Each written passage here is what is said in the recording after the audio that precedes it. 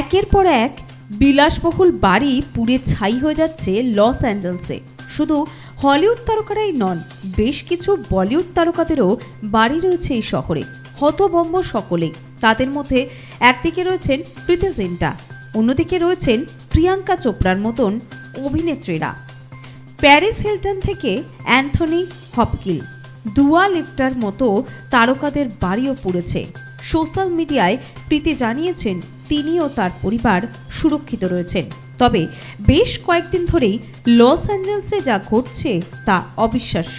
লোককে বাড়ি থেকে বার করে আনতে হচ্ছে, আকাশ ঢেকে যাচ্ছে কালো ধোঁয়ায়, হাওয়ার জেরে ছড়িয়ে পড়ছে ক্রমশ আগুন, এমনটাই জানা যাচ্ছে স্থানীয় সূত্রে।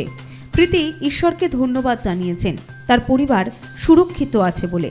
প্রিয়াঙ্কা চোপড়াও একইভাবে তার মনের ভাব প্রকাশ করেছেন। Bureau report, Nobel Bangla.